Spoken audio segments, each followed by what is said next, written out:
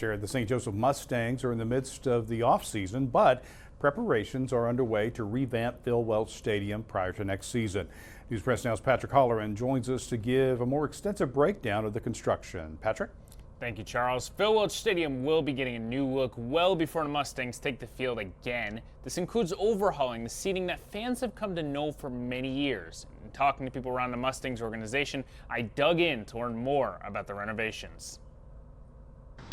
The St. Joseph Mustangs won't be returning to their home in Phil Welch Stadium until May of 2026, but when they do, it will look a bit different. New aluminum bleachers and plastic seats for the reserve box will be added with the same classic color scheme, along with layers of concrete to support the structures. In talking to Mustangs owner Kai Turner, he noted these upgrades mark the second big change to Phil Welch this year, as the new video scoreboard was installed this past March. A big thing that when you come to a Mustangs game at Phil Welch Stadium or a high school game is, a big part of your experience is where you sit at. And so, I know these seats have been here for a long time here, and so we're pretty excited to see it being done. Construction is underway here at Phil Welch as the Mustangs are currently in the off season and are going to be replacing both the seats and the bleachers. And as you can see behind me right here, they're already starting to tear it up. Both the old seats and bleachers are just completely being taken out as they put in a new layer of concrete underneath. And this is expected to be completed by this upcoming November,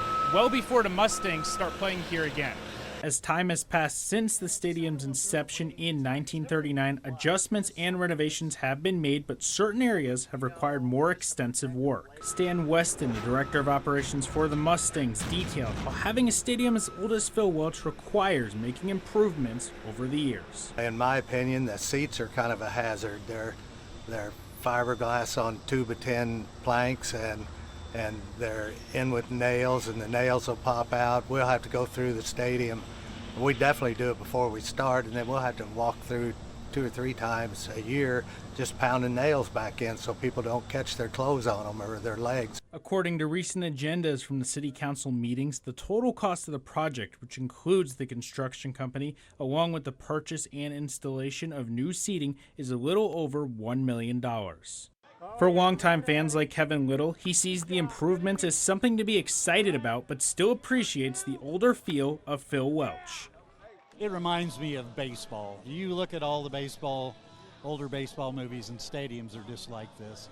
And so, yeah, it adds a little bit to the baseball lore, but with the changing of times, you also have an opportunity to make it a more quality experience for the participants, for the spectators. The plan for the old seats is to have them be available for fans to purchase. When it becomes official, it's safe to say Little will be one of the first in line. I might put one of those down in my basement, especially since we have Mustang players stay with us. It'd be a fun little experience to put the stadium seat downstairs where they stay. Turner also mentioned Phil Welch may be getting even more changes and upgrades in the future. Reporting live for News Press Now, I'm Patrick Holleran.